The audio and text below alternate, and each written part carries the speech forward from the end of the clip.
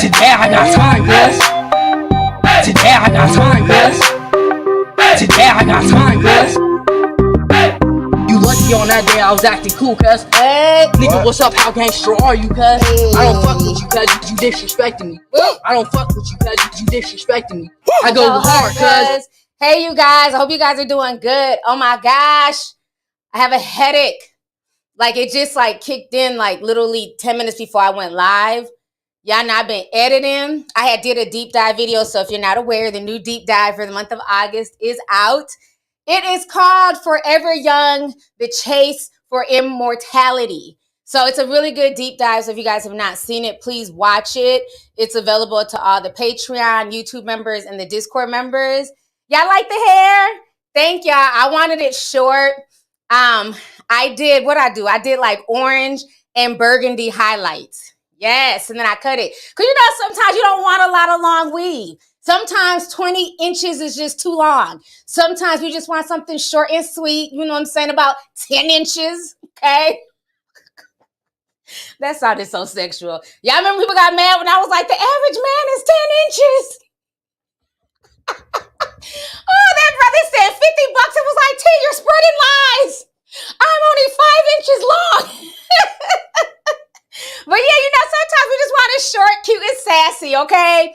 So I wanted, you know, just a little short, you know, something small, a little short, 10 inches. I hope y'all are doing good. Happy Wednesday. I cannot... Why am I being messy? The show just started, honey. I don't know, Chad. I don't know. You know what I'm saying? It's nice to have, you know, short hair every now and then. But, yeah, man, I was editing for like 2 days straight.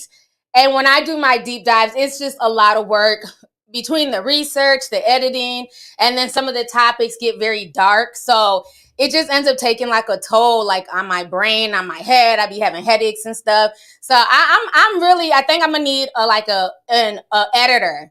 So I'm currently looking for like another editor that can help edit some stuff because I want to do some other series on my channel and podcast that I'm working on. And I've been talking about this for a while, but I just have to like start writing everything out and putting it together and stuff like that. So I am going to need some help. But I'm reaching out to a few people. But yeah, if you're an editor and you know how to edit, you know what I'm saying, let me know, email me. But yeah, I can't use anything with NSAID, ibuprofen.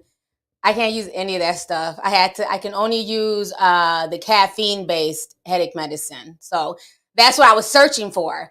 You know what I'm saying? These kids just take stuff, move it around the house. So I found some and I took some. But I can only take like a specific type of like headache medicine.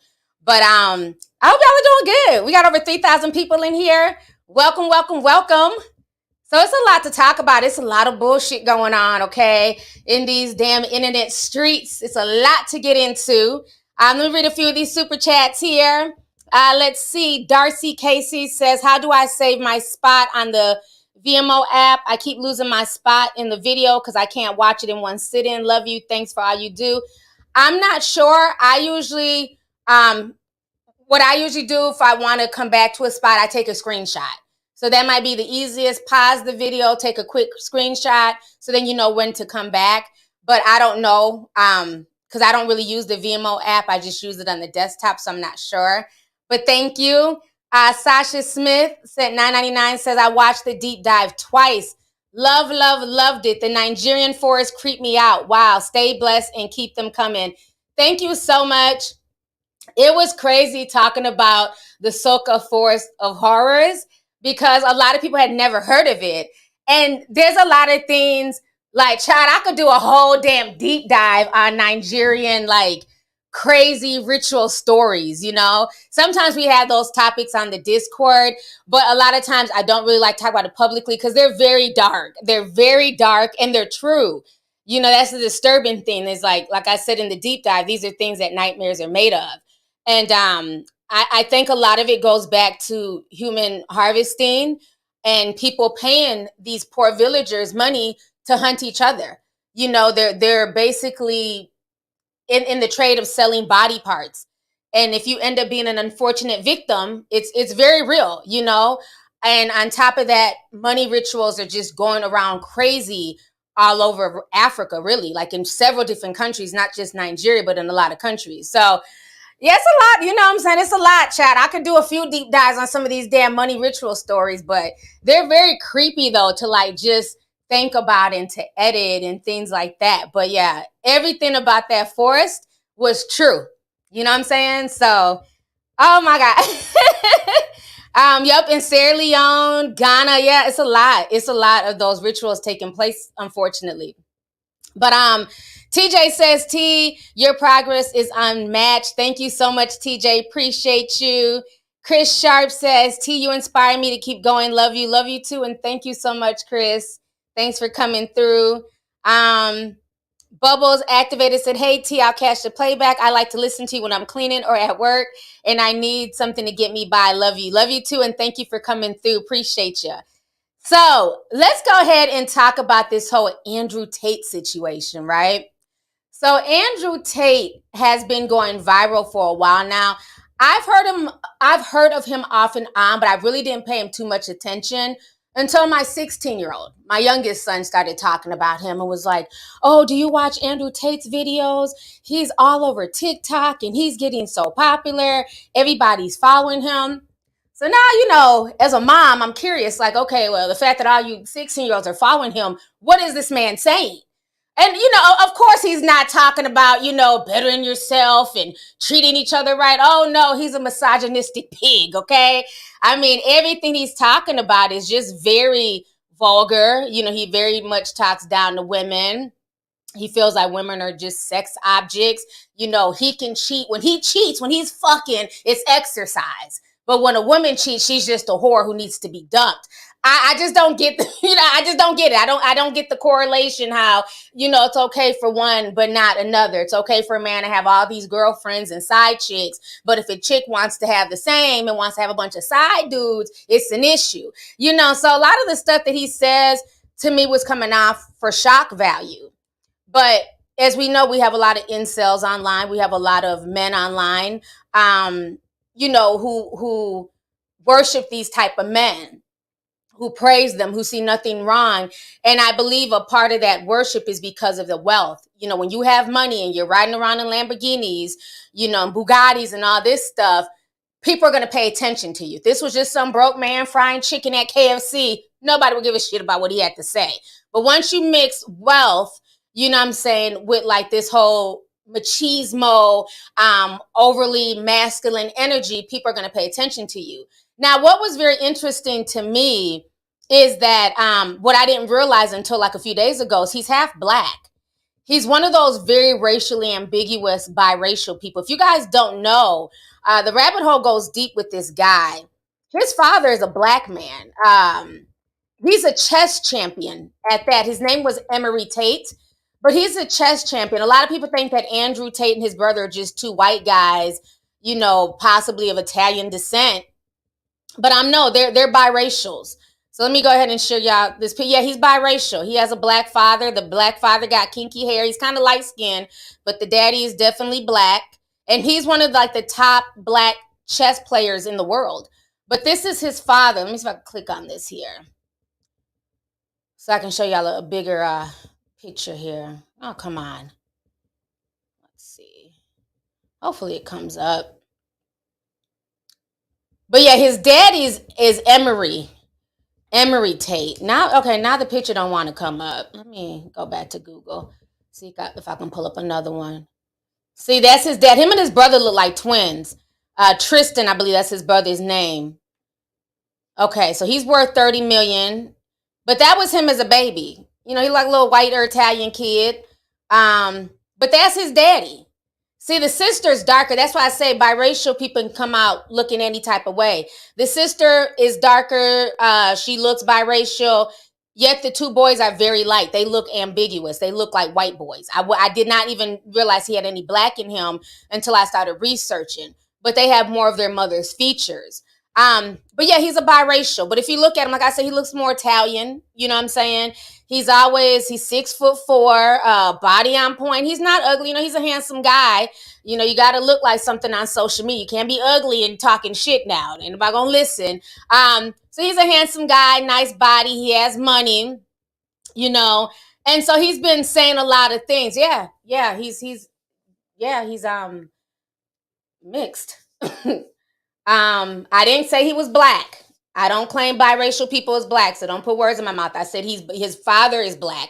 I didn't call him black. To me, he's very racially ambiguous. So to me, phenotypically, I don't consider him a black man. And for what I've seen, I don't think he claims to be black. He's not one of those biracial people talking about I'm black, and he goes off of what his phenotype looks like, and I'm not mad at him. So, well, y'all can Google his daddy. They said that the daddy was the first black chess champion. Maybe the dad is mixed, and that's why he's so light. That would make sense. But from what Wikipedia and what they're saying online, he was the first black chess champion in America. So, child. I don't know. Either way, like I said, the Tate brothers are racially ambiguous. And so they've been just viral for saying a lot of stuff.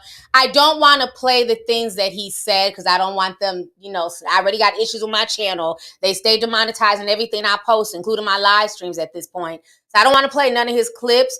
But they've accused him of S trafficking. They've accused him of the R word. He was raided recently. And so as of about 2 days ago, they've totally deplatformed him. Okay, they gave him the Alex Jones treatment, where they basically deplatformed him on Twitter, TikTok, Instagram, and now YouTube. So he posted one final video yesterday. It was like an hour long. I didn't watch the full video because I had better shit to do, but it was about an hour long, and he was kind of stating his case. Now, a lot of people are very torn about this because they feel like, once again, this is censorship. You know, he should have the right to say what he wants to say. It's your choice as a viewer if you want to sit and listen. And I can agree with that somewhat. Okay. Y'all know I'm all about people having the freedom to express themselves. But again, like I always say, with freedom of speech does not make you free from consequences. And he does say a lot of problematic things. And the problem is a lot of young people, especially, like I said, teenage boys, like my kids' friends' ages, are watching him. And a lot of times they don't know if he's really being for real, if he's saying stuff in jest and saying stuff for shock value. A lot of kids and young people, college age boys, they hang on to the words of people like Andrew Tate and, you know, other people that go viral for saying the same thing on social media. So they've shut him down. Now, I will say this. What I find very interesting, I'm going to come back to that point. They shut him down. He's being accused. There's a video going around where he's supposedly beating this girl. It's his girlfriend. And he's, you know, I'm going to see if I can play a little bit of it. I'm going to play a snippet. He just says a lot of wild stuff. I just don't want this stream to get banned. Okay, anyways, just hold on. Okay, he's muted right now, but he says a lot of wild stuff. But let me try and find that video. Where did it go? Okay, so this is the video. I haven't muted, but basically this is the girlfriend, and he's hitting her, you know, smacking her. He's talking crazy to her. But, okay, oops. Upon further research, the girl that was in that video has come out, and she has stated that it is role play, that she was not harmed. She's a freak. She likes getting her ass smacked and getting choked out. Hey, I'm not mad at her. That's what gets you off. That's your business. So she's come out and she's talked about this not once but twice. I'm going to play what the girlfriend has to say really quick here. I believe it's safe to play her words. The video that's been, hello everyone. I just wanted to say something about the video that's been released recently about me and my ex-boyfriend Andrew Tate. Andrew is my still great friend. What you guys saw in the video, it's just what we used to do. It was just pure game. He's a great guy. He would never hurt anyone unless he's fighting.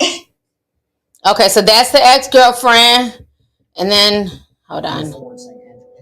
Zero. The only video of me and a woman in consensual acts, she came forward and said it was a game. Hi, I'm pretty sure many of you have seen a video of Andrew Tate with a woman. I'm coming forward for the second time to just clarify and let everybody know it was nothing but a play, consensual foreplay that we like doing, that I was into, that I wanted. It was not abuse. There was no physical domestic violence happening. It was a consensual play. Okay, so y'all just heard that. I don't know what's up with the Feed the Children background music. In the eyes of an angel. Like, we didn't need the background music, whoever put that there. So with the Feed the Children music, okay? So they're saying that, you know, it was the girlfriend, it was consensual. So there's a lot of nuances with this whole situation with Mr. Tate, right? Like I always tell people, we live in a world, you know, with social media where everybody wants to go viral. People want to be famous. And the quickest way to become famous is shock factor, saying stuff that you don't necessarily believe in, but you want to, you know, have shock value. That's the same way Kevin Samuels blew up. Remember when he was just sitting in his car, just talking about just regular old shit, no one cared. Nobody cared. But then when he started going in on black women and just, you know, just going in constantly, he started getting traction because a lot of the things he was saying was for shock value. And I believe that is the same thing with Andrew Tate. And this is what I always tell people.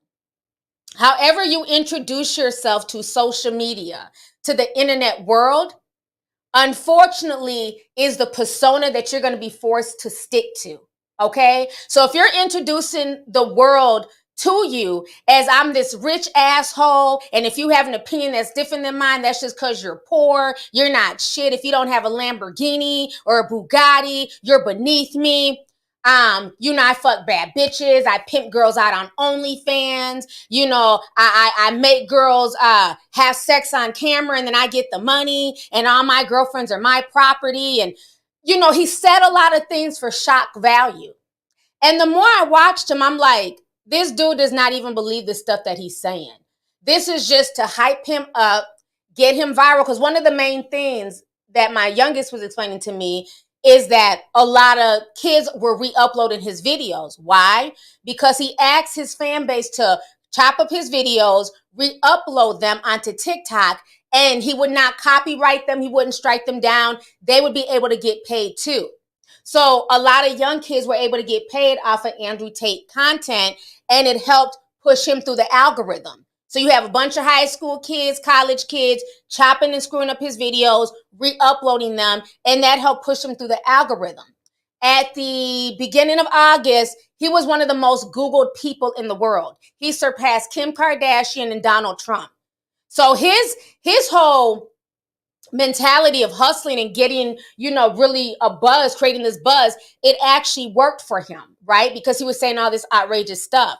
And then at that point, he was invited onto like the Logan Paul show, you know, their podcast, and he was on all types of other podcasts, you know, spewing the same stuff, right?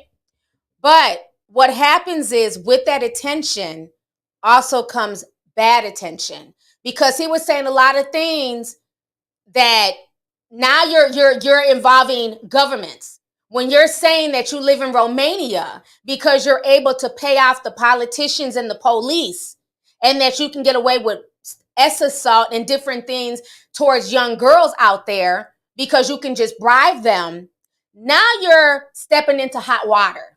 Okay? Now you're writing checks that your ass can't cash, okay? So I believe this is what's going on with him now.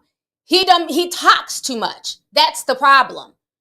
Okay, he's looking for social media validation and money, because on top of him running his mouth, he also was selling $50 memberships to his Discord. And in his Discord, he was supposedly giving folks tips on how to become rich and be like him. But the tips that he was giving folks, you literally can Google on Google and find those same tips. He was basically doing an MLM. You know what I'm saying? And thousands of people, yes, $50 a month. Y'all be crying about $5. There are people charging $50 to $100 for their Discord. And they don't do no types of group activities, no types of nothing. It's just when you go into his Discord, it don't look nothing like mine. He has a few rooms. There's no real engagement. He's not in there. He's not talking to any of these young boys who have paid money to go into his Discord server. So he's basically using these people as an ends to a mean. And then he gives them like this affiliate link. So when you upload his videos, you provide the affiliate link. And if people join your affiliate link, then they now become subscribed to you and underneath his program. So he has like this whole MLM money marketing scheme that he does. On top of that, he has another thing that he sells to a bunch of, incels and fuck boys, a class for $5,000 a month. It's a secret society. He calls it his own version of the Illuminati. And basically for $5,000 a month, you can join his, boys club. And it's so secret, he can't explain to nobody what it is. Now, I've tried to search to see, if people have actually paid for it, if they gotten their money's worth. I can't really find anybody who's paid for this $5,000 a month club. So, but I'm sure some people joined. I haven't seen any reviews is what I'm saying. But yeah, he makes close to, I want to say, maybe 300,000, if not more, a month. Just from this MLL scam and that $5,000 per person boys club that he's running. So he's making all this money. Plus he's supposedly pimping girls on OnlyFans and all this stuff. He's talking about paying off, government entities.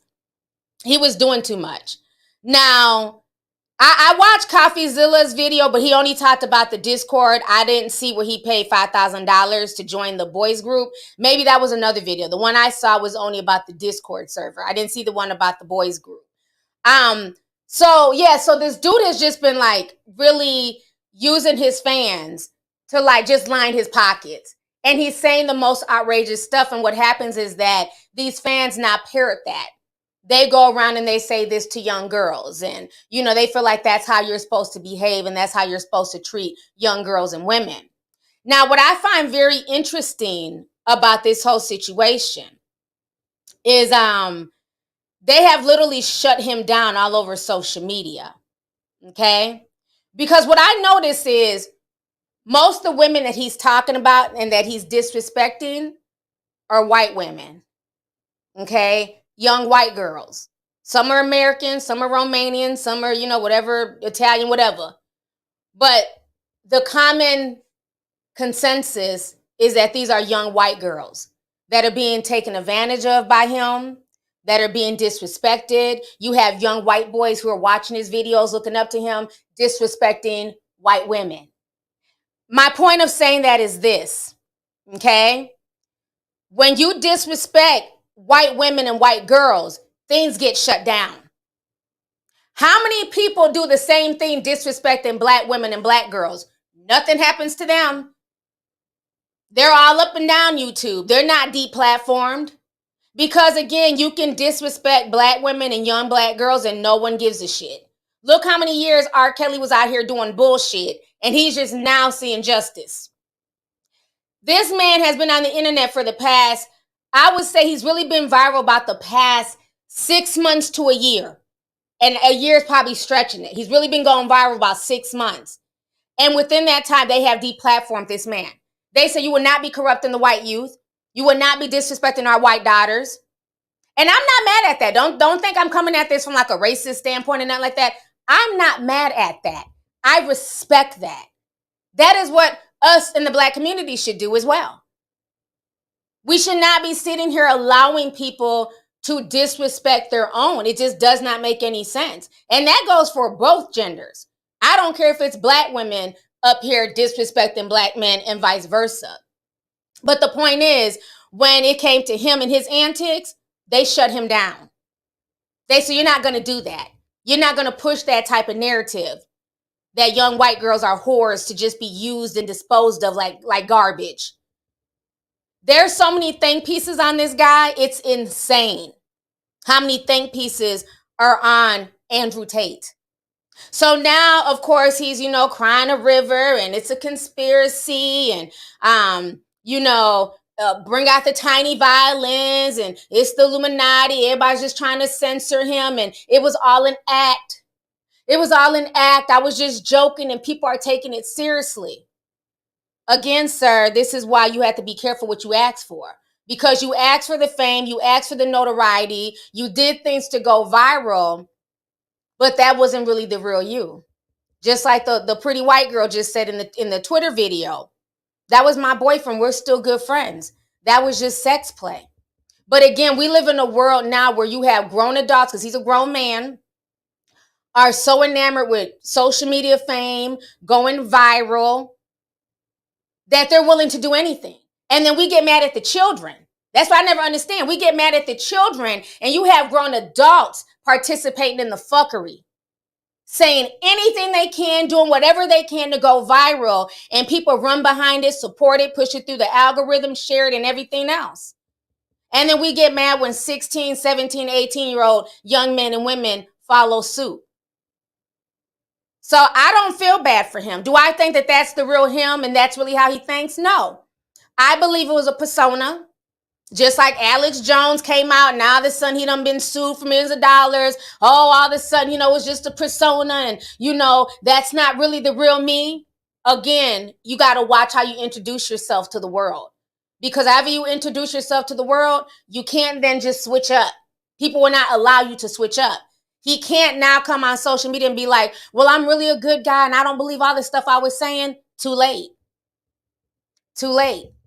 So I believe this is going to really affect not only his income, because now they're shutting down his social medias and everything else, but it's really going to affect the way people are looking at him, because now he's having to admit that that's not the real him. He's never engaged in the things that he's been talking about. And that's the part that's scary. You've never engaged in abusing women. You've never engaged in choking them and pimping them out and doing all this and that. But you sold a fantasy to young men that this was the way to get girls. This was the way to be an alpha male. This was a way to, basically present your dominance and your masculinity. And you're not even standing in that shit. I just find it very interesting. I find it very interesting. It's crazy. Yeah, somebody said you don't charge $5,000 for jokes. Exactly. Now he wants to walk everything back because, again, this is an international story. So now all these governments are looking at this one man and saying, is there truth to what he's saying? Is he really pimping out young girls? Is he really trafficking? Is he involved in human trafficking? And as you guys know, that is no joke. If you get a human trafficking charge, you can kiss your freedom goodbye. They're not playing with that human trafficking no more. You want to be a pimp, you better make sure you stay in the four corners of your city, because the second you take them girls outside the city limits into another state, they're not hitting you with pimp charges. It's human trafficking charges. There have been DMs of him going into pretty girls' DMs and saying, hey, come out here to Romania. These DMs are on TikTok. So now he's being investigated and it's getting scary. But again, he put out a persona out there that he wasn't really living. He wanted all that smoke, and now that the smoke has come to his door, now he's trying to put it out. Well, it's a little bit too late for that. So it's going to be very interesting to see where this ends up taking him. What ends up happening to him with all of this. Let me read some of these super chats here. My screen refreshed. Will S sent $10. Thank you for the super sticker. Appreciate you, love. The Motherland sent $19.99, says, live while at work again. Just wanted to pop in and show some love. You had the gift of sight tea. May you continue to be blessed. P.S. I'm finally a member. Yay.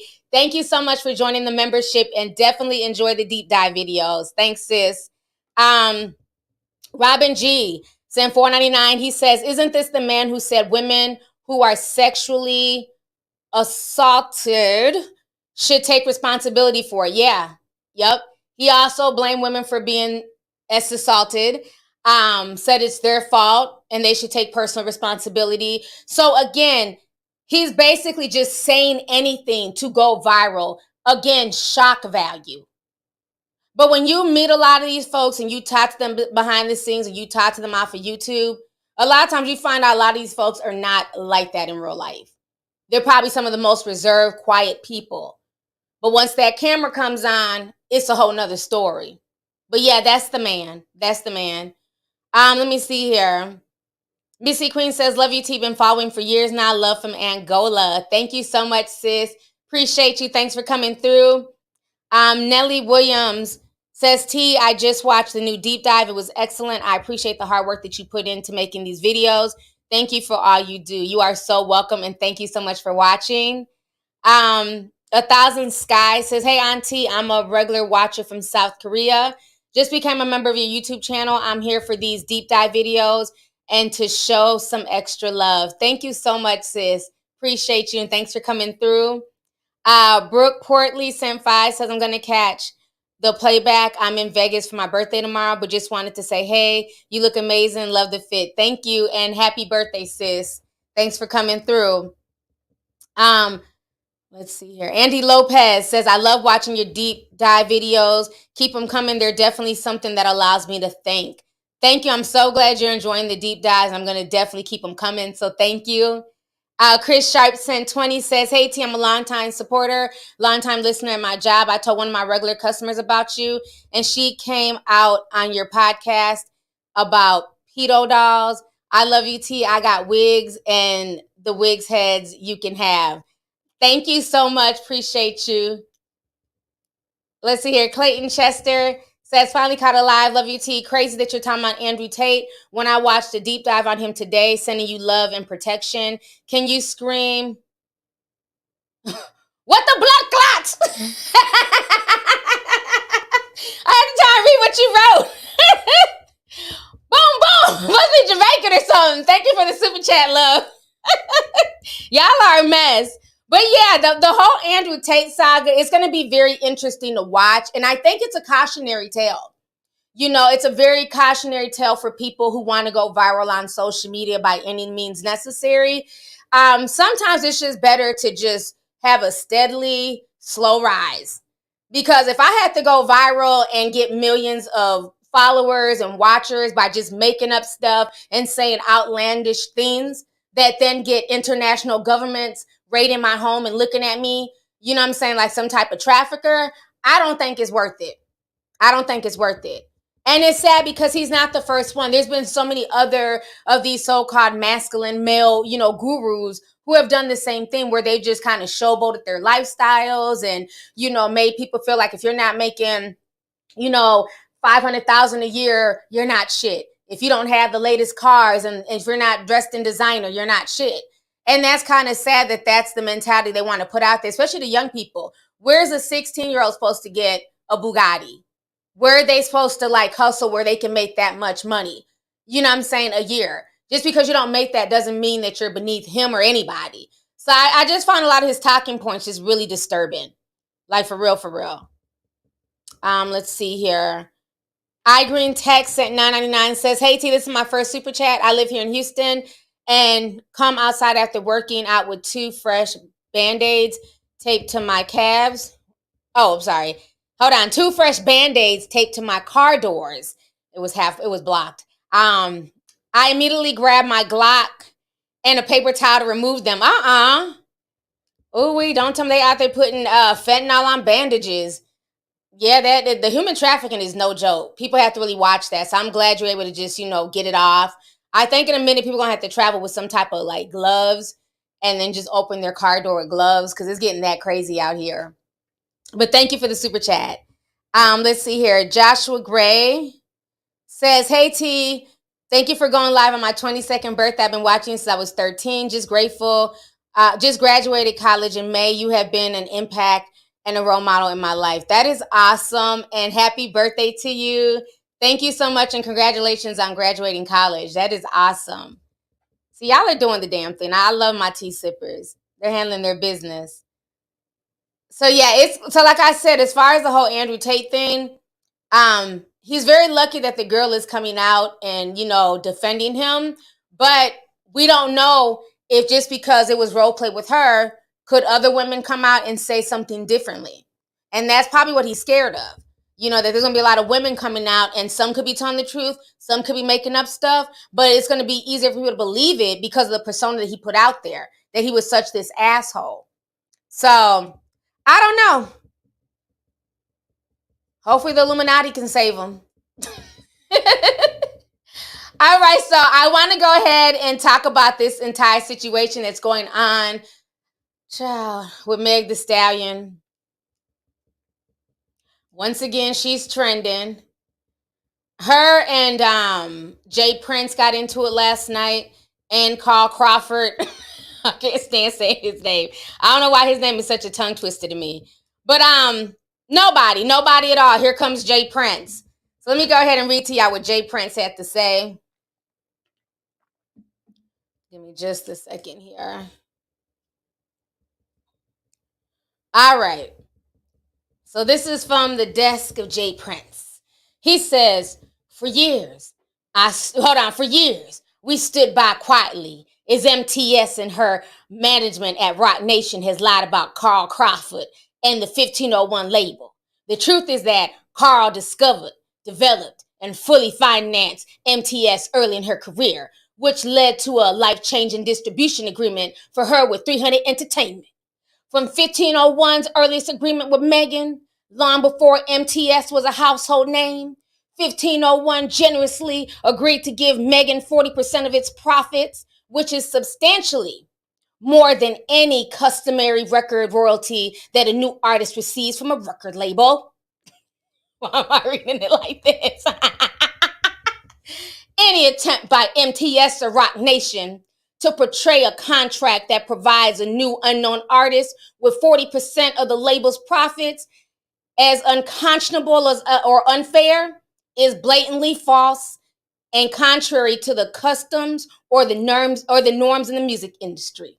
In fact, we have seen several RN contracts, and RN pays its new artists a customary royalty that's significantly less than 40% of the profits that 1501 agreed to pay Beg. Then he goes on to say this. In fact, no, next part. Accordingly, any statement alleging that 1501's contract with MTS is unconscionable and blatantly false, contrary to the facts or the custom. I think I read that part. Hold up, child. He's writing so much. Okay. In addition, MTS has consistently and intentionally breached her 1501 contract with impunity for years in ways that are too numerous to list here. From entering into agreements inconsistent with her contract, falsely claiming publishing shares that belong to 1501, failing to notify, account, or pay ancillary revenue, releasing albums of outtakes and previously released material, and falsely claiming that she is out of... Oh my God, this whole situation is funny. I'm gonna keep reading. And falsely claiming, hold up, that she is out of her contract. And now falsely alleging that 1501 leaked her album when the album was always intended by Megan to be released on 8/19, and where the leak actually hurt 1501 as much, if not more than Megan, rendering her claim to be suspicious and nonsensical. Then he goes on to say, every lie we tell incurs the debt to the truth, and sooner or later that debt must be paid.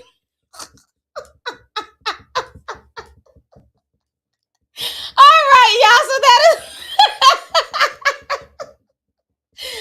is what Jay Prince had to say about the situation, child. He was mad. I don't know. Nobody asked him to say anything. Nobody asked his opinion.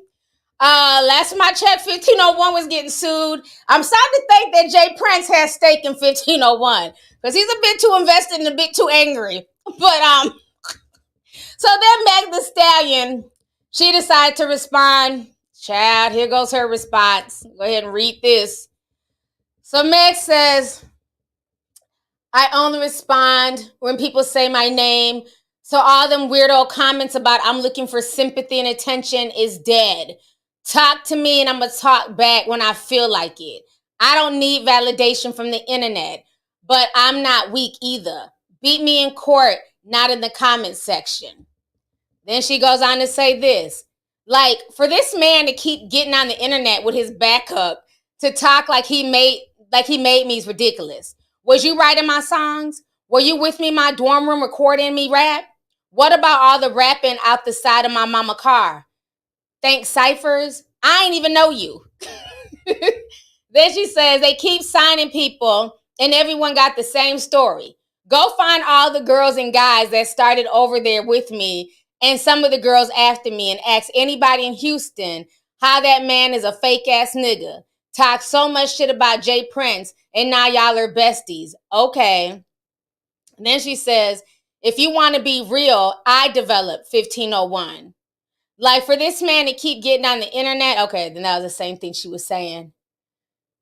Okay, then she goes, when my mama died, I knew a bunch of hood niggas who had just started a label for the first time were not going to be able to manage me properly, so I got with The Rock. By this time, I was a bigger artist and I asked to renegotiate, not leave. What was wrong with that? That man is greedy.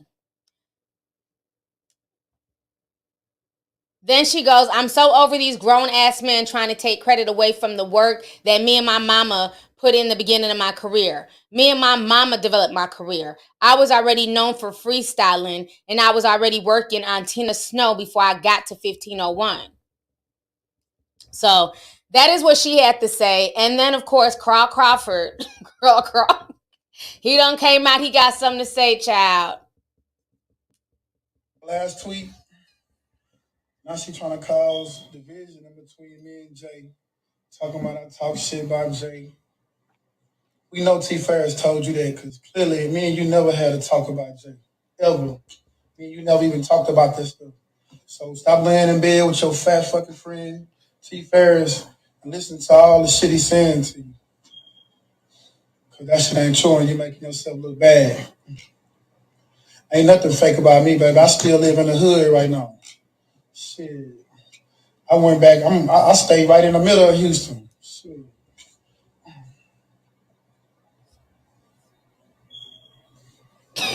Megan got herself looking bad. She don't got me looking bad. And you call me whatever. So the last tweet. I'm gonna need him to change his smoke detector. Y'all hear that beeping in the background, that chirping and shit? Chirp, chirp. Change the smoke detector, okay?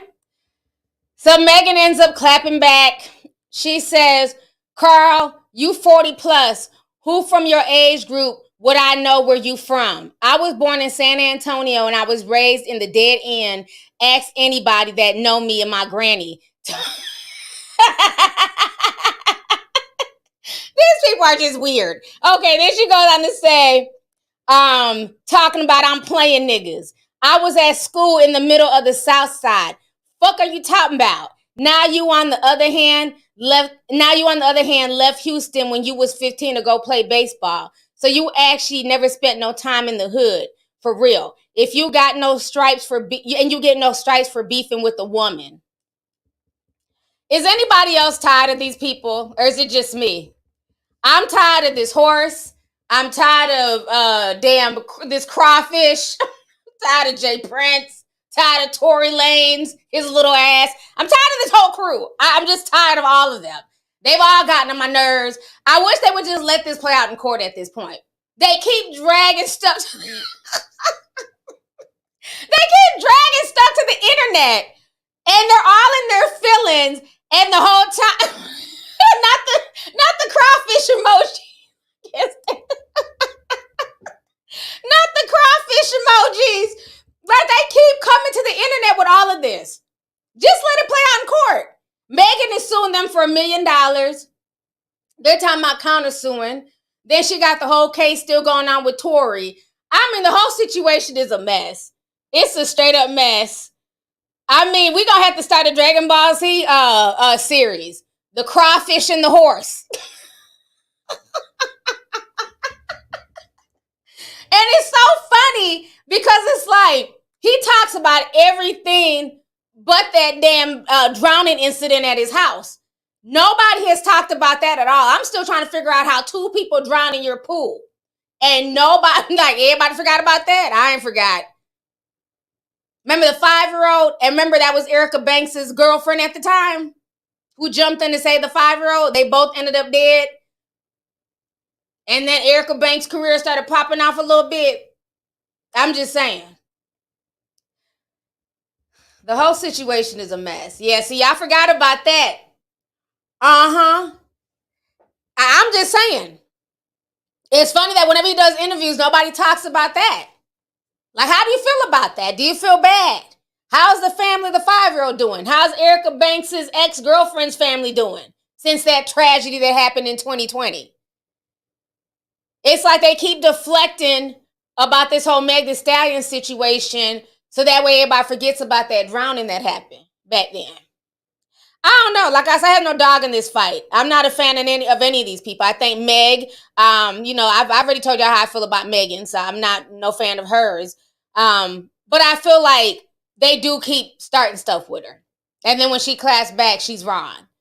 I think at this point, they need to let this play out in the court system and let the court decide who's wrong and who owes what. Okay? But I just find the whole situation a mess. A straight up mess. So now I want to go ahead and speak on this whole situation with FN Meka. Been out here for 45 minutes. Please hit that like button, y'all. We have close to 10,000 people in here. Please hit the like button. Let me read some of these super chats here. 40 Shorty sent $49.99. Thank you so much for the super chat. Appreciate you. They say, thank you, Lovelyti. Please let the ladies know to look out for flyers on cars, napkins, zip ties, literally anything on your car. Be aware. Keep your head on a swivel. It is scary out here. Yes, we talked about that in the last stream that I did about the whole human trafficking thing. And people definitely need to watch out for a lot of things. And we've been posting stuff on my Instagram page to just keep people aware. You know, so there's a father whose daughter was having all these zip ties placed on her car. And so we have posted that video. So if you guys have not seen that, that's on my Instagram page. So thank you for the super chat, love. Let's see here. Just Kendra says, hey, T, I was at the Tea Sipper live event, big and pregnant in the pink dress. Oh, I had my baby yesterday. We're in the hospital now watching you. Love you, sis. Oh, my goodness. Congratulations on having the baby. And thank you so much for coming to the event. It was a few of y'all that came pregnant, child. They were like, we're not missing this event. They came through big and pregnant. So that is so dope. You had your baby. Congratulations. We got another little baby tea sipper in the house. Let's see here. Deshaun Turner says, hey, lovely. How are you? If you talk about it, what do you think about Harry Styles and the new King of Pop mess? We posted on Instagram. I think nothing of it. He will never be the King of Pop. End of story. Moving on. So, and, you know, my thing is people get mad when Chris Brown says it. And I think Chris Brown, you know, minus all his stupid cokehead antics, I think he has more likeness to the King of Pop than Harry. Can Harry Styles even dance? Maybe I've missed something. Can he dance? I know he can sing. Can he dance? Because that's one thing Michael Jackson was known for. He could sing and dance. I've never heard anybody talk about Harry Styles' dancing skills. I'm just saying. You know, so I'm not, no. King of Pop, sit down, sir. Just be the King of England and move around. You know, everybody wants to take, you know, Michael Jackson's place. You can't. He's an icon. You can't never take his place, Prince's place, Aretha Franklin. Those are icons. That's it. That's all. Yeah, I seen that. I don't even think his nephew should even addressed it. Because, no, they were just doing that for attention. You know, there's a whole thing now with a lot of folks where they're mentioning certain celebrities' names, not even because they believe what they're saying. They just know it's going to trend. And they know that black rage sells. That's why a lot of these designers do stupid shit. We're going to put cornrows in a blonde hair, blue-eyed model's head and call it, you know, the Cinnabon rolls. Like, they do stuff because they know it's going to cause black outrage and it's going to go viral on Twitter, and Shea Butter Twitter is going to be mad and he's going to get views on his latest song that he's dropping. So stuff like that, it's like you can't emotionally react to everything because our emotions are not being monetized. And that's what people need to understand. Black people's emotions are being monetized. So a lot of things like that, foolishness like that, I ignore it. If I was Michael Jackson's nephew, Harry Styles wouldn't have got anything from me. that story would have been dead within 24 hours. But because the Jackson family, well, the main Jackson, is crying about it and upset and ranting and raving, now that gave him an extra few days. So we got to remember that. Stop letting people monetize, you know what I'm saying, our grievances.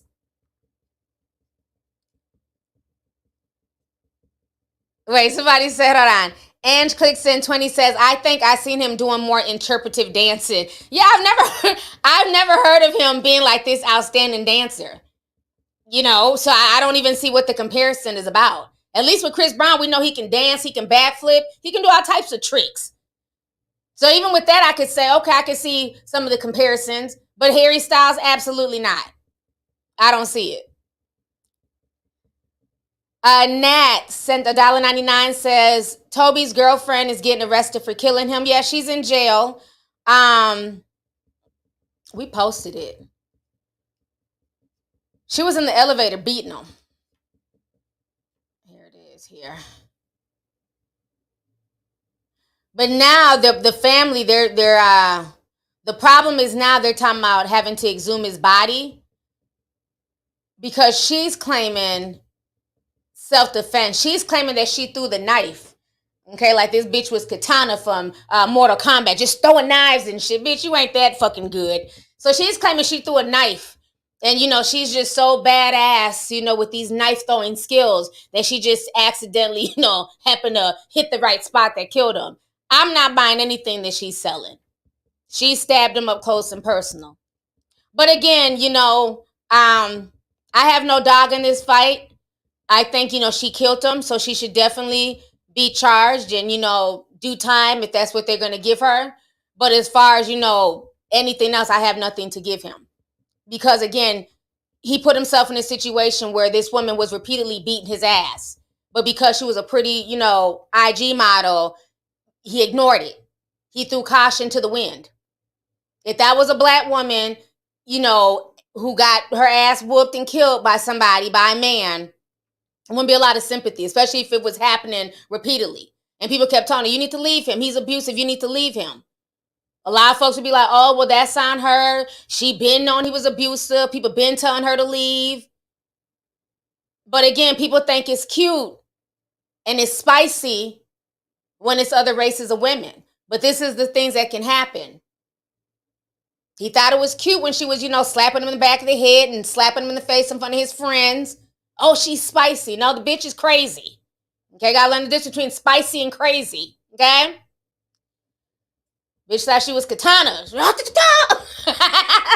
I'm Mortal Kombat, just throwing knives and shit. I didn't mean to stab him, I just threw the knife. Girl, bye. Like she's a ninja warrior or something. How the hell you know how to throw knives so good, Courtney? You know you could throw the damn, you know, puss where you know you could throw the knife.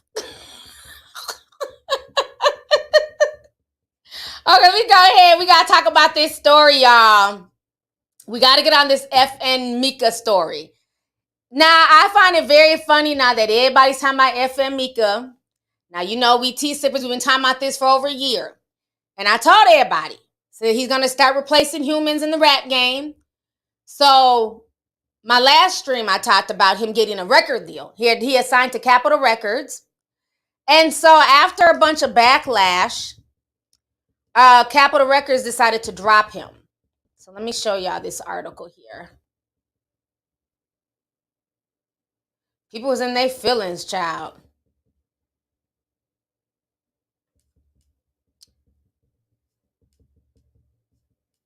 So let me show y'all. Give me just a second. So they decided to drop him. This is the person who's running him. It's him and this Asian guy. There's an Asian guy who actually invented and created the caricature, like physically drew him out. This is a white guy who's doing a lot of like the digital aspects of it. And so this went viral on social media and it caused a lot of backlash on Shea Butter Twitter. So they said, so an AI rapper named FN Meka is controlled by a white guy who repeatedly gets to say the N-word in its lyrics. How do y'all feel about this? So then the person who is controlling FN Meka DM Jervis Johnson, and they said, by the way, just to clarify, the voice is a black guy. Okay? Now, let me see if I can play a snippet of where he says the N-word.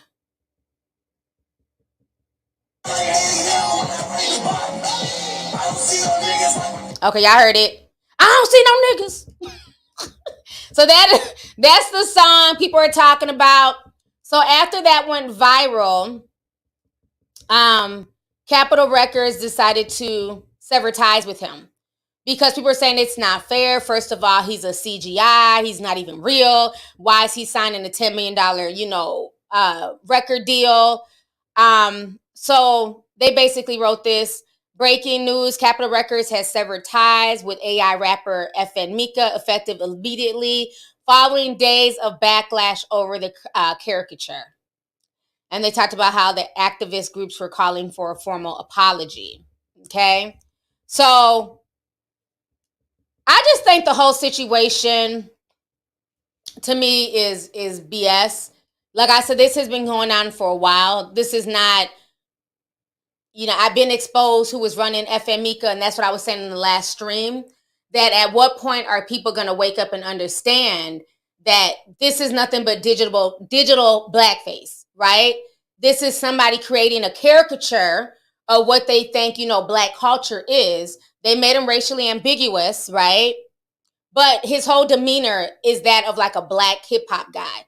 He got the green dreadlocks and everything else, the face tattoos, all that stuff. So they're saying that it's a black guy's voice. So now the black guy who voiced FN Meka, now he's coming out playing victim child. Pull out your tiny little violins for this one.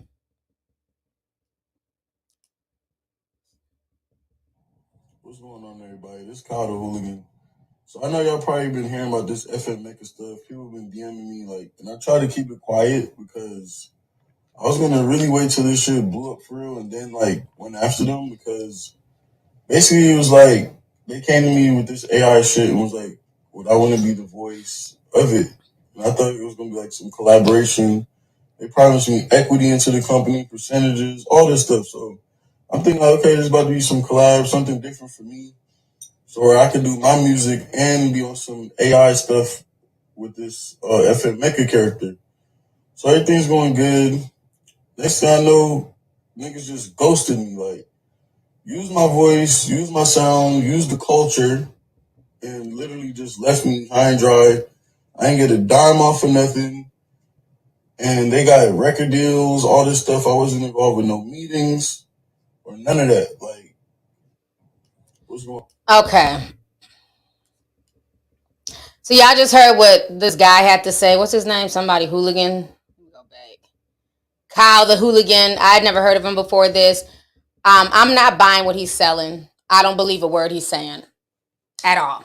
I don't believe him. I'm a good reader of people. I think he's full of shit. He knew damn well what he was doing, and he was cool with it. I think the problem is that this digital character surpassed his own rap career, and he definitely feels away. First of all, legally, nobody can use your likeness or your voice, especially in the music industry in this day and age, and just bounce and go sell. They're not going to be able to sign a legitimate record deal with a legitimate company, okay? And them not know everyone who's involved with this digital creation. That doesn't make any sense. Why? Because that's going to have Capitol Records in a heap of trouble. And they're not going to get themselves sued and in a heap of trouble for a bunch of people who want to play black on the internet. So I don't believe for a second that he had no idea, oh, they just ran and, signed a record deal without me and they cut me out the bag. No, he was very much heavily involved. I think the problem is he was exposed as being the rapper of FN Meka, and people started dragging him and calling him all types of coons. Okay? They were calling him all types of coons and dragging him and everything else, and he feels away. So now what he's trying to do is distance himself from this whole situation. And right now they said that FN Meka, his TikTok page, it's gone quiet. They said he's made it private. So I'm not buying it. I believe that he was very much heavily involved in this. And, and that's fine. I'm not knocking him. If it's a hustle and this is a way to, this is something that you like is, AI and the next level in entertainment, that is his black ass business. But my thing is stand in it. Don't now try and play crazy and say that they just took your voice and took your music and then went and had a meeting with Capitol Records and you didn't know anything. You just woke up one day and he was viral and signed a record deal. Fuck out of here. Okay? That's not how it works. This isn't Homeboy Records. This is a legitimate recording agency. This is a legitimate contract that they were having with FN Meka. So it's not like FN Meka physically walked into the studio. So if I'm seeing a white guy and an Asian guy, neither whose voice sound like FN Meka, you think the record execs are not going to ask, well, whose voice is that? Who's that actually rapping? Like, let's use common sense here. So, you know, like I said, I think at this point, he's just trying to distance himself from all the smoke. I think, you know, a lot of people feel away because, again, like I've been saying, you have a lot of young people whose passion is music, rapping, writing, singing, things like that. But what happens when there's more of these digital creators and they're getting more support and more spins than real artists? And in a way, as a business person, I can see how that is a smart move, like I told y'all last stream. Because a lot of these rappers are involved in bullshit. And for every rapper that a label signs, one might pop and then the rest might be a bust. But you still invested money into that person. Again, we can look at Young Thug and Gunna, this whole YSL situation. You don't think their label's going through it now? Look at Gucci Mane. Look how many artists he's lost because they can't stay out of trouble. Pooh Shiesty, who's the other one on Gucci Mane's label? He ended up getting locked up. So I can see why labels are really paying close attention to these digital artists like Little Michaela and FN Meka. Because for them, it's a safer alternative. We can have somebody rapping and then you can out, and being that they don't know who the person is behind that voice, if one person quits, we can just have somebody else, you know what I'm saying, with the same cadence, be the next FN Meka. And then everybody's making money. Because remember, Little Michaela, I believe she earned like close to $3 million last year in sponsorship and brand deals. And I'm talking about heavy brand deals with Prada, Gucci, you know, like major brand deals that regular real life people who have to eat and live and sustain themselves and their families would love to get. Shit, bitch, I would love a damn Prada deal. How you doing? Hey, Prada. But instead, somebody who lives in the digital world is signing a Prada deal. And again, do y'all really think that Little Michaela is like benefiting physically from this? Absolutely not. It's the people who are running her. You know, so again, I just find it just very interesting that now people are like getting upset and now it's causing backlash. It's like, y'all didn't see this coming down the pipeline. I saw this a year ago. I'm like, this is going to be the next step. They're trying to normalize it now. And yeah, there's a little bit of controversy, but let me also ask you guys, don't you find it funny how people are so upset about FN Meka playing a caricature and rapping and using the N-word, right? And talking about violence and, you know, the police and I guess selling drugs, whatever. I haven't listened to all his music. But they were saying he was basically rapping about all the stuff that real rappers rap about. So I almost find it even hypocritical. Regardless of who's running him in the background or playing Puppet Master, it's funny that people are more offended by the words from this AI than from living, breathing human beings who are rapping about killing other black men. So y'all don't care about that. That's okay. Oh, I'm just bobbing my head. It's all good.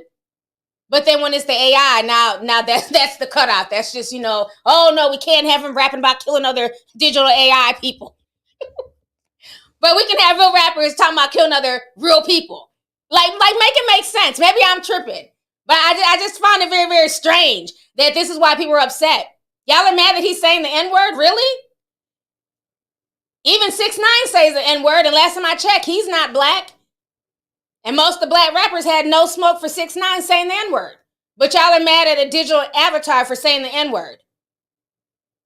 Okay. All right. Okay. Fake outrage strikes again. The real I don't know how to say that word. Arredondo? I think I said it says, you're not tripping, T. Thank you. I'm glad I'm not. I don't know. I just found the outrage. I was on Twitter just looking at the outrage. I found it really rich. Oh, he's talking about selling drugs. Oh, he's talking about police brutality. Oh, he's talking about all this stuff that goes on in the black community. Okay, and so is Little Baby. So is, you know what I'm saying, Da Baby. Da Baby killed somebody in Walmart. Y'all stay praising him and following him around, and, you know, y'all still support his music. FN Meka, you know, he may rap about killing somebody, but he's never physically killed anybody. And now y'all got that damn, y'all done hated on him so much, they done dropped his damn, they done unsigned him. Okay? Y'all done fucked up his bag. If only they had this much outrage for like real rappers who just, you know, on some low vibrational stuff. I just found this really comical that they had all this outrage to get a digital CGI artist canceled for rapping the same thing that real rappers rap. But remember how they were fighting for the baby? Oh, you can't cancel him. The LGBT's tripping. This, and that. Okay, cool. But now all y'all are picketing against this digital AI. Okay, all right. Well, y'all have fun. Enjoy. I don't have the energy to care. I just don't. And I don't believe the guy who's rapping. I don't believe for a second that all this had, he just rapped a few songs and, you know, he just never saw them again. Okay, messing with the bullshit. You was going to get a check too. You're just upset that you're not getting a check no more. And people are going in on Twitter and they're dragging you. That's what that is. I'm not buying that at all. Let me read these super chats here. Lynette says, hey, T, 3-year-long tea sipper. Love you too. Thank you so much. Ariel Valdez sent $49.99. Thank you so much, Ariel. She says, did you hear about the Cameroonian woman who shot the 3 people in Midtown Atlanta, made it all the way to the Hartsfield airport before she was apprehended, and still had the gun on her? Very little media coverage. I did hear about that on TikTok. Yeah, that is a very strange case. From what she's saying, there's a lot of racism and these men were messing with her and it was like constant abuse from them. I don't know. I want to read a little bit more into it, but yeah, I did hear about that. They totally just shut down Midtown Atlanta yesterday. It's a lot of crazy stuff going on, man, in this world. It's just a lot of people are just snapping left and right. It's getting insane out here. Let's see.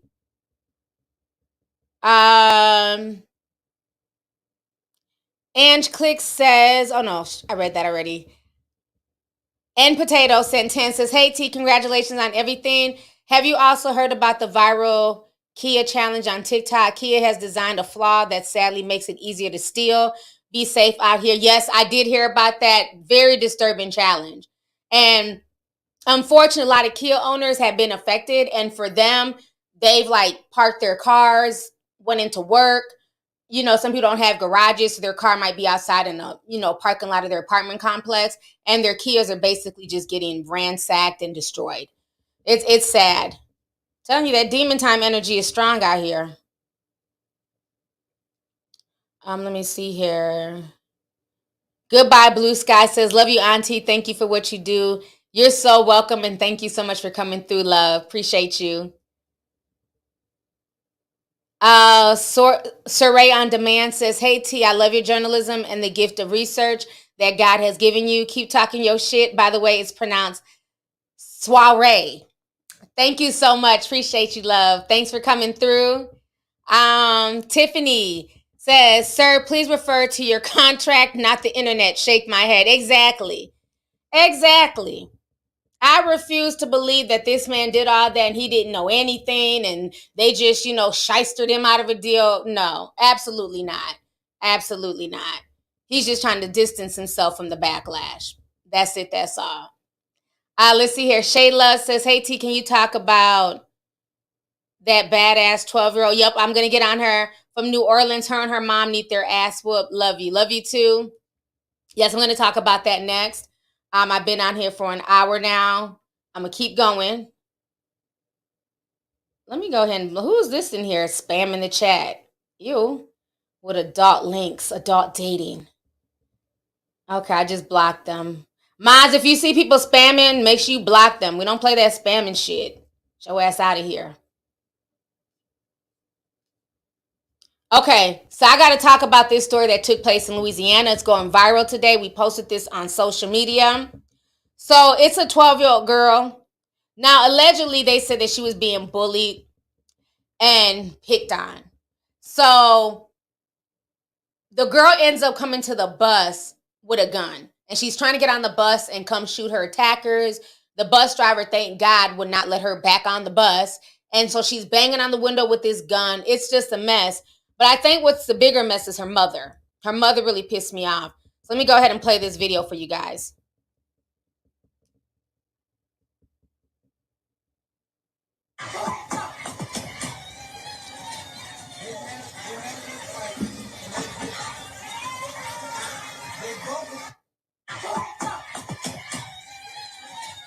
These kids is crying. Y'all see that gun? Now, she had to have been out there for a minute for them kids to be crying like that. She was out there for a minute trying to get on that bus. Now, here goes the mother. At the end of the day, I'm a woman of God, but I do not respect how my child is being held accountable for something that she was being bullied about. She was being bullied, so that's why she pulled out a firearm.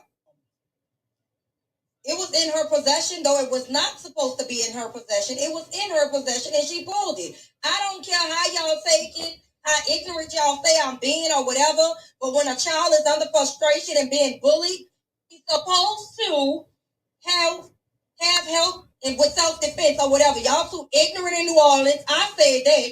Achille Academy is very messy. Y'all children is messy. You need to put your children in their place because they play people too much.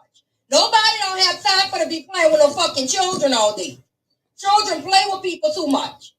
Y'all need to conduct yourselves in the right manner. Show the whole video clip. Show.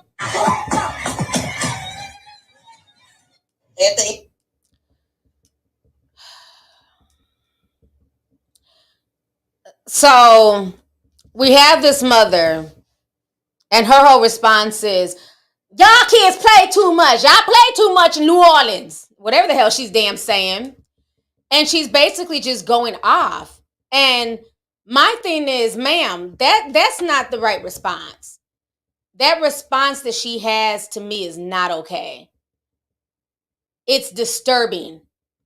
Now, there's a lot of people excusing her and saying, well, you know, nobody should be bullying, which I agree with. And, you know, I was bullied on, and people are tired of it. People have the right to fight back. Now, y'all say all this fly shit on the internet, but let's not forget, these were the same people. Who remembers that boy down in Texas, in Arlington, Texas? Remember, he claimed he was bullied. Let me look up his name. Timothy Simpkins. I believe that was his name. Yep, Timothy Simpkins. In Arlington, Texas. Remember, this was back at Timberview High School back in February. And he went in there, he claimed he was bullied, and he got the shooting and shot 6 innocent people. He shot people that had nothing to do with his bullshit whatsoever. Thank goodness nobody died. But then one more information came out, because like I told people when that fight of him and the other boy came out, I said the way he's fighting, ain't no way in hell he was being bullied. Let's stop. It's almost like he's allowing the boy to whoop his ass. Because Timothy Simpkins was damn near, he was 18, the boy was 15. Because he already had it premeditated in his mind, I'm going to let this boy just whoop my ass, and then I'm going to shoot him and use that as my self-defense. And come to find out, Timothy Simpkins was the bully. But remember, everybody was excusing this. You know, people are tired of being bullied, and it's okay, this, and that. And then when another school shooting happened, then everybody wants to cry. And like I said, y'all be condoning stuff. And then when that same energy comes back and befall y'all's kids, make sure y'all keep the same energy. This is not okay to me. I don't care if her daughter is being bullied or not. There's other ways to handle this. Okay, what the daughter has done now is really escalate the situation. New Orleans, sad to say, but there's a lot of, crazy shit, people down there about that damn life. How does the mom know that they may not come back? The family members of those girls may not come back and air their whole household out. for attempting to basically, you know, kill one of theirs. This could start a whole gang war, beef, whatever. First of all, where did the 12-year-old, however old she is, where did she get the gun to even go up to the bus to go confront some people? People were saying that the little girl was jumped. Now, if she was jumped, that's horrible. Nobody should be jumped. But whatever happened to, you know, because people are always going to fight. Kids have always fought. What happened to having your kid go back out there and fight that person one-on-one, head up? That's what we did back in our day. I get, you know, things have changed. But why is that the first thing that kids are thinking it's okay to go pull out a gun? Now, hindsight is 20/20, but my issue is this. The little girl is mad. She's upset. She's flailing her arms in the air. She's banging the gun on the bus. What if at one instance that gun accidentally went off? That gun could have accidentally fired, hit the bus window, shot an innocent child, or the gun could have fired, ricocheted off the bus and shot her in her head. What if she would have killed herself by accident? The mother is not even looking at that. Like, I get it. I get being frustrated. I get being upset at the bullies. It's very tiring. Nobody wants their child picked on. I get that. But you can't act like that whole bus was bullying her. That little girl might have a problem with 1 to 3 girls, but she done put the whole bus, including the bus driver, in danger. And is this the first time that she was bullied? And obviously not. This bullying has probably been taking place for a while, if this is what it is, right? This is the truth, that she's being bullied. It's been taking place for a while. So why, as the mother, have you done anything? Have you contacted the school? Have you attempted to just drive your daughter to school as opposed to, you know, having her on the bus, since that's where it seems that the bullying is taking place? But see, what I'm noticing too with this whole bullying talk is that some people are using it as an excuse for justifying bad behavior. Like, let me just do what I want to do. And then as soon as there's backlash, I can just say that I was being bullied. Now, I'm not saying that she was not being bullied. That's not what I'm saying. But I'm noticing people love to use the bullying now for everything. Well, why did this person do that? Well, they were being bullied. Well, a lot of us were bullied. We didn't bring guns to school. A lot of us were picked on. We had to learn to fight back. And sometimes when you're being bullied and you beat up that one main person who's running their damn mouth and talking shit, sometimes it takes just knocking out that one bully to put all the rest of them bastards in their place. Real talk. So you might want to put your child in martial arts, karate, jiu-jitsu, something. But her bringing a gun, nah, I can't co-sign that. There's no excuse for that. That just escalated the situation by 100. It really did. Because again, if those bullies' families now want to retaliate and shoot up that girl's house, what is the mama gonna do? And then you're online co-signing this when she really should have been online apologizing. Like, my child was picked on, but y'all, I'm very sorry. I did not raise her like this. I didn't know she took my gun. I'm so sorry for what happened to the children who were not bullying my child. There were kids on that bus crying. Did y'all hear them babies? They were crying. 12-year-olds are not going to break down crying unless they really are scared for their life. They thought she's about to get on that bus on some Rambo shit and just shoot everybody. That's scary. That's traumatizing. And for the mother to just be so arrogant and just so, you know, laissez-faire about it, like it's not a big deal. Oh, well. Now we see why the daughter got that same attitude. The fact that that was the daughter's first thought was to go get a gun means that you as a mother, you're not doing what you have to do. Because obviously the daughter is feeling that she's not being protected by her mother or her family or the school. That nobody's doing anything about it. So she's trying to take matters into her own hands. Again, if this was a little white boy in a black trench coat, would y'all be co-signing this? If this was a little white boy talking about he was picked on and he was trying to get up on the bus, nobody would be co-signing this at all. But when it was a little black boy in Texas, people made excuses for it. Then it came out he wasn't even being bullied. This ain't okay at all. Let's keep that real. If that was a little white kid running around with a gun, talking about he was picked on, nobody would care. They'd be like, throw his ass in jail. He put the whole bus at risk. He's crazy. All types of stuff. So I think at this point, there has to be conversations had. You know what I'm saying? And if those little girls are bullying her, they definitely need to be reprimanded, suspended. Because from what I heard, she might have gotten jumped. So again, none of this stuff is okay. And a lot of these kids are learning this behavior, to be honest, from the parents. A lot of the parents are out here fighting. The women not getting along, going back and forth. It has been 3 months now since Oh, I'm sorry. The damn man. news came on. But a lot of these kids are learning it from watching the parents. They're watching their daddies and their big brothers resolve stuff with guns. Resolve stuff with fighting. So now they're not even thinking, well, I don't need to fight no more. I can just go grab a gun. That was scary watching that. Because my biggest fear is, as hyped up as that young girl was, what if her finger accidentally slipped? Wasn't it just a few months ago that we watched 2 kids literally blow their heads off on Facebook by accident? That was so disturbing. 2 of them. So don't tell me that accidents don't happen or I'm reaching. Let me read some of these super chats here. Charlotte Duffy says, did you see where President Biden announced a food shortage? I'm glad I listened to you and stocked up.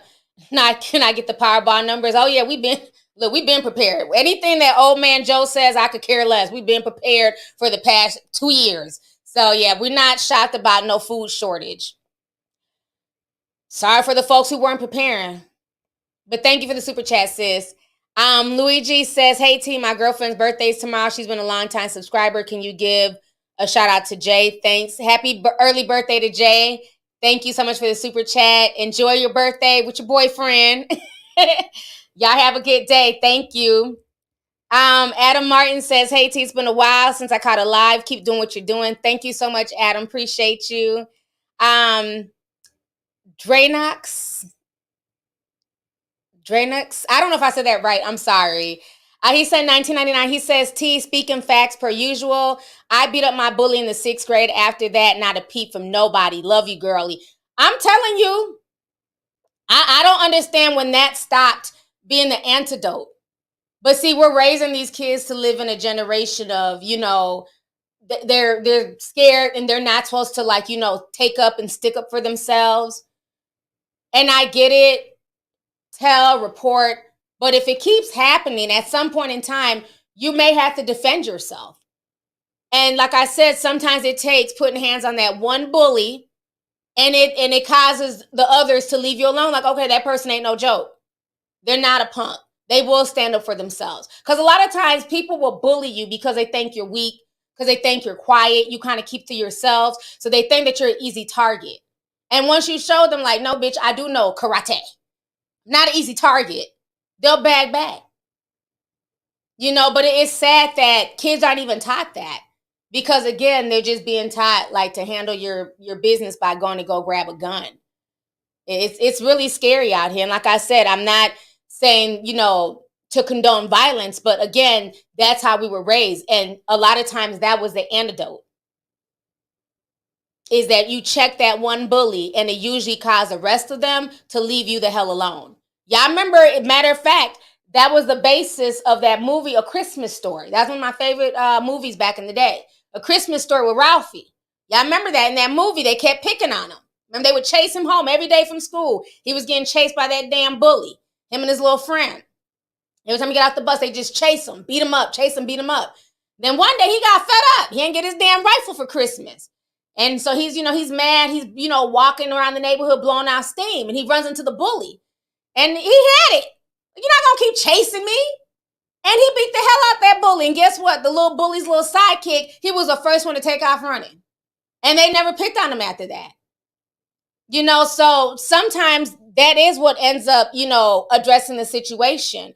But I just think it's just sad. I don't know. I just think the whole thing is just really sad. It's very frightening. And I feel very bad for the 12-year-old to the point where she felt like it was that bad for her that she had to just go and basically steal somebody's gun and try and get on that bus. What if she would have made it onto that bus as angry as she was? And that's the thing, when you're that young, you're not thinking, your thought process is not all the way there because you're a child. So now has she gotten on that bus and taken somebody's life? She's going to have to live with that the rest of her life. Thank God that situation did not end up as bad as it could have ended up. But for the mother to be co-signing it and making all these excuses, shame on the mother. The only thing you need to be saying, ma'am, is apologizing for your daughter's actions and letting the courts do what they need to do.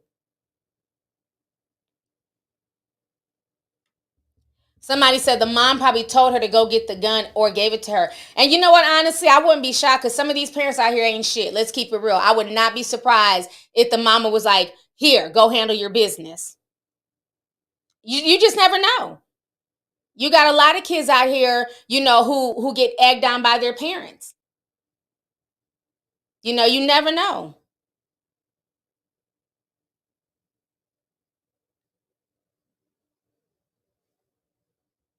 Yeah, these schools are going to have to get involved and really nip this in the bud, especially in this whole school district.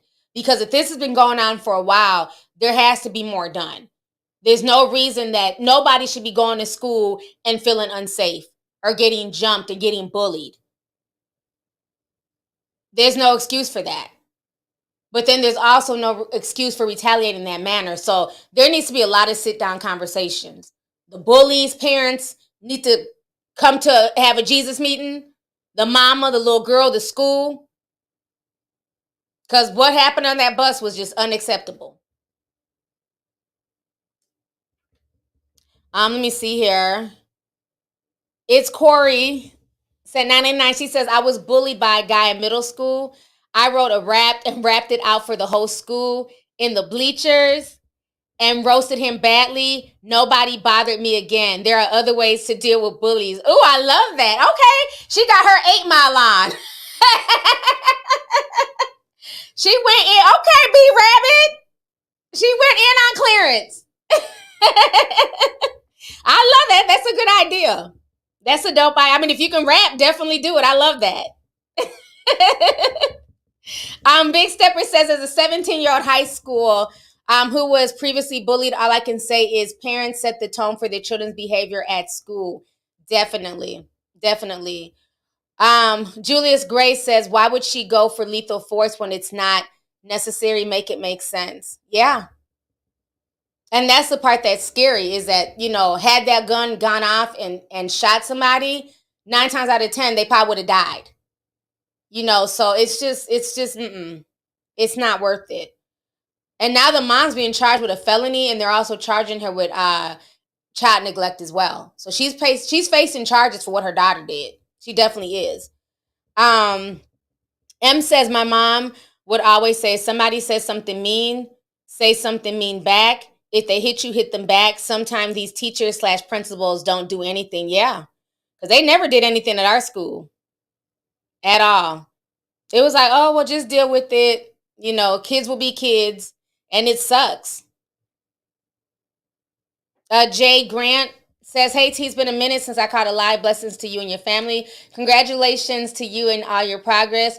You deserve it all, Auntie. Shout out to the Discord gang. Thank you so much, sis. Thanks for coming through. Appreciate you. Now, we got over 10,000 people in here. Please hit the like button. If you guys are enjoying this stream, please hit the like. So now before I go, I want to hit on this Offset situation. Well, Offset and Cardi B are currently trending. Now, Cardi B is sitting here going back and forth with some Barb on Twitter. I don't know why. She continues to waste her energy on people who do not matter. Somebody named Sleazy Minaj is messing with her. Let me see here. But I want to talk about the Offset situation. We got to get on that.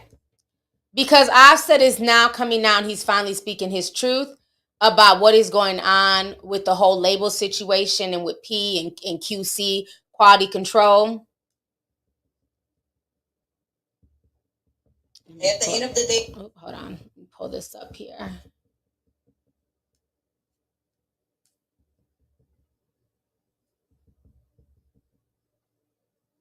So him and P just got into it on the internet. It's a mess.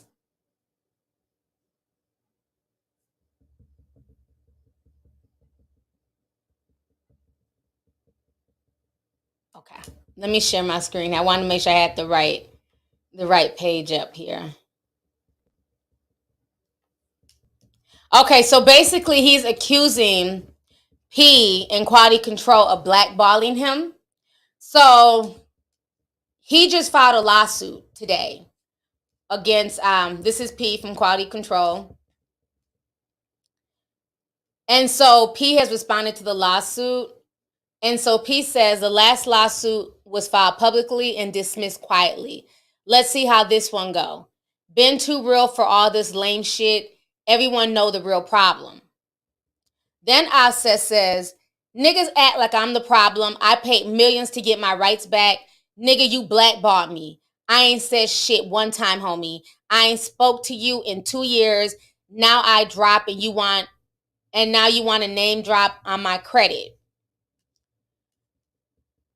And then Cardi ended up speaking up about this as well. So Cardi says, Offset brought himself out of his QC deal after they didn't want to renegotiate his contract. I'm tired of people trying to make Offset look like the bad guy. Enough is enough. So the lawsuit right now, it is a mess. Now, if you guys remember a few months ago, we had posted that basically the Migos broke up. So you had Quavo and Takeoff. They had started their own little group called FN Meka. I think that's what it's called, child. But they started their own little group. And so everybody was like, okay, well, where's Offset? Why is he not part of the crew? So they're basically still working with QC. Now, if you guys remember a few years ago, they had all sued to try and get off of Q's label. And so their music has not really been selling. They haven't really been putting out music like that.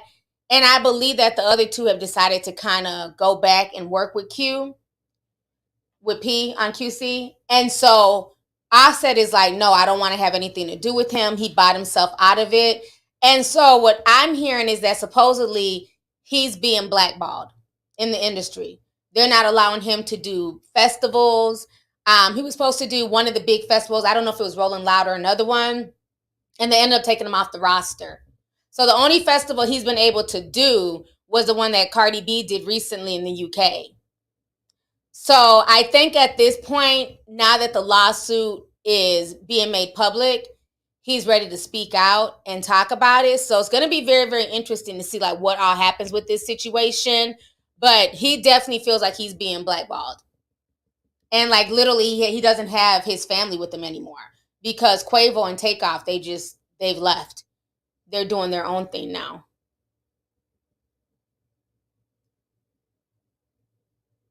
Yeah, Rousey, they broke up a few months ago. They hadn't really talked about it or announced it, but you could basically tell. These two are over here, Offset is over here. So they're no longer together. Somebody, Mel says, labels always make shit difficult. Yeah, they pit people against each other too. It's called Unconfused. What I call it? Neff and Hugh, Unconfused. It was some ratchet name. It was the name of their album, Unconfused. But the way they spelt it was like different.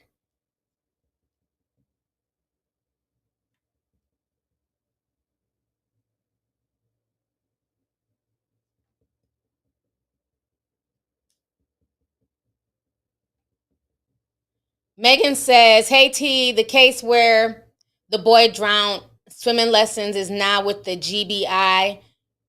Boy almost drowned the first day, was throwing up. She never told the parents.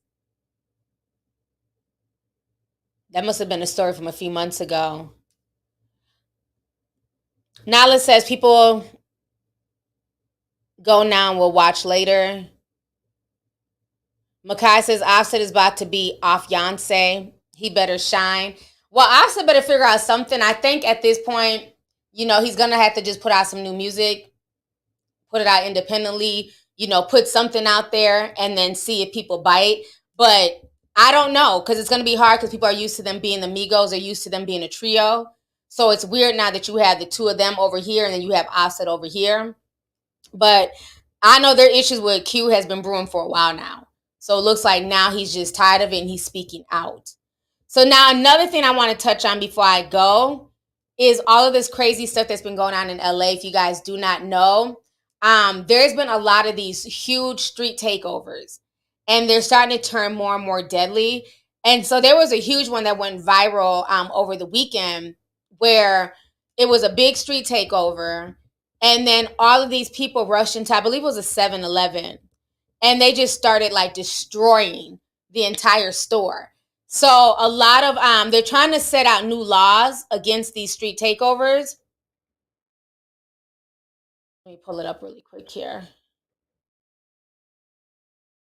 They're going to start charging people, and they're going to start charging people serious like felony charges for a lot of these street takeovers, because they're starting to happen now all over, from California to Georgia and things like that. So it's starting to really become a nuisance, and especially being that people are dying, people are getting hit by these cars, spinning around doing donuts and stuff like that.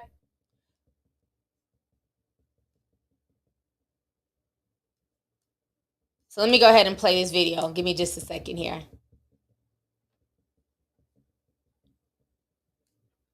This street takeover in progress in Van Nuys tonight. Skyfox overhead just a short time ago. Dozens of cars were gathered at Sherman Way and Van Nuys Boulevard, blocking lanes of traffic. Officers moved in as well as tow trucks. At least 2 vehicles were impounded as LAPD is now cracking down on street takeovers. This crazy video is why LAPD held a press conference today to announce the crackdown on street takeovers. This happened at a 7-Eleven store, ransacked here, looted. Tonight, police are trying to track down the suspects from that. Fox 11's Ed Lasco's live at the store where it happened. This is in the Harbor Gateway neighborhood. Ed, what happened here? And LAPD is out with brand new security video of that flash mob of looters that hit the 7-Eleven store right over there. It's back up open right now. But a few days ago, when that mob hit the store, cleaned them right out. That happened just moments after a big street takeover right at the intersection here. So LAPD wants you to take a really good look at this video to help them ID some of these looters who think they may have gotten away with it. They're still on the run. They should think again. Watch this. A wild scene in South LA. Dramatic security video shows a takeover of a 7-Eleven store moments after the street takeover at a nearby intersection. It's still scarred by the skid marks from all the burnouts, but it is this video that shows a flash mob of looters as it moves from the street to the store, out of control, jumping over the counter, vandalizing, grabbing, and throwing merchandise. And now LAPD has had enough. We really want to prevent this from becoming a new trend where they think that they show up and take over a street or a freeway or any part of the city, that they're just going to be able to do whatever they want, come into a store and take what they want. And we're here to basically say it's not going to happen.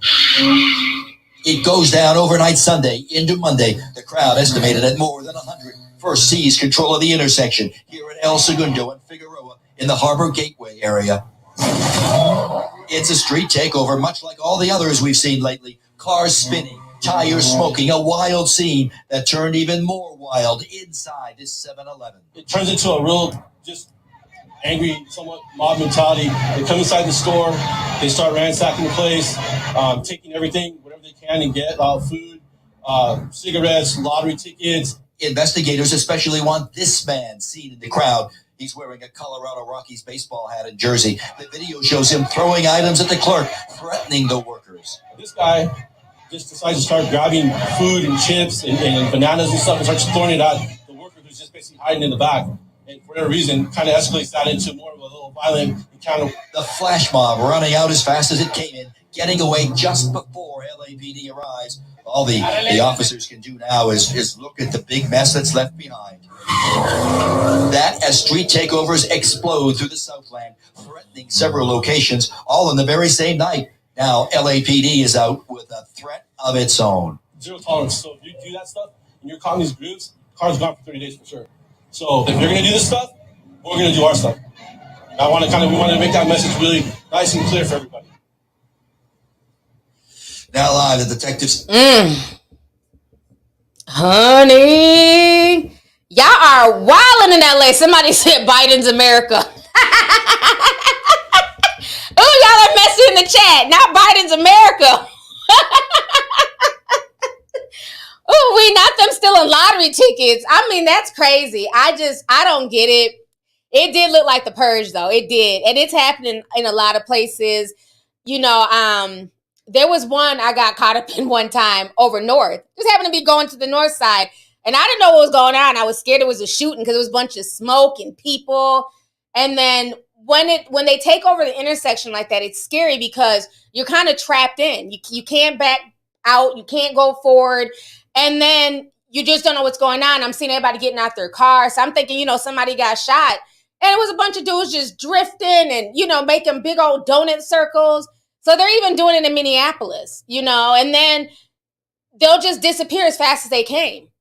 I mean, look at all that damage they caused, and nobody was arrested. Just everybody was gone within the span of like 5 minutes. It's insane. But yeah, it's just, I don't get it. And I just feel like, you know, when you're involved in something like that, especially like with big crowds, anything can happen, you know, and you got people driving their cars really crazy. There's been people who've been hit by cars and died, you know, so you have to like really watch that. You have to really watch that stuff. And now they're not playing with people. If you're getting caught organizing them, if you're getting caught being a part of them, they're trying to get people felonies for this. So they're really cracking down.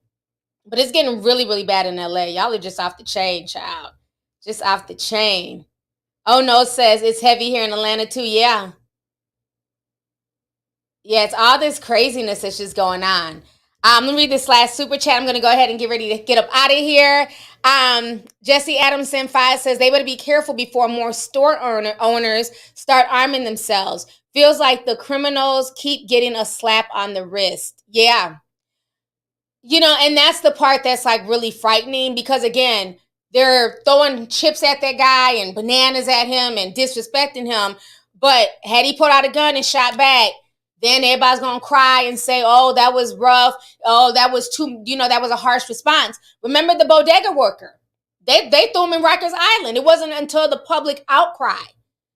Like, no, why is he getting arrested when this man accosted him?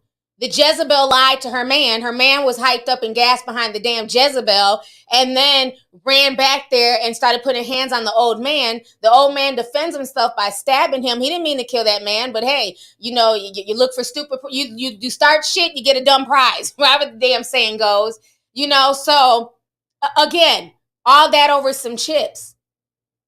It's insane. It's insane because yeah, if a lot of these people start really clapping back and shooting back and stabbing back, then there'll be all this public outcry about, you know, how their loved one was stabbed and he ain't never do nothing and he was going to college and he was changing his life. Bullshit. People who are going to college and changing their lives, they're not attacking store clerks who are doing their job. I'm just saying. So, child, it's a mess. It's a lot of lawlessness. Y'all be safe and y'all be careful out here in these streets. Let's see here. Dreyance. Oh, is that what you fixed your name? Okay. LOL, I had to go fix my name, but it's Dreyance. My bad. Love you. Yeah, I can read that. I don't know what the other one had an X in it or something in the other spelling, but yeah, I get this one, Dreyance. That looks better. I like that. So on that note, you guys, thank you guys so much for tuning in to this live stream. It was really good chopping up with you guys. So I will talk to you guys later. I am going to do a green room. We might do 2 green rooms this week. I'm not sure yet. So we're going to do a green room to talk about the documentary. So if you guys are interested, definitely call in. We're going to be talking about, you know, people just chasing this eternal, you know, digital fountain of youth. If you guys watch the deep dive, you guys know what I'm talking about. So we're going to have a discussion about that on the green room. And then also, I still want to do the green room concerning the teachers and students and what's going on in the school system. And I think this whole situation with the young girl and her bringing that gun to the bus stop, that's going to be a perfect segue as well. So tune in this week. I will make everything, I'll announce everything when I'm going live on the green room, and anybody can join. You don't have to be a member of anything. You can just come on in and join, and feel free to engage in the conversation. So on that note, you guys, enjoy the rest of y'all's day. I will talk to you guys later. Bye.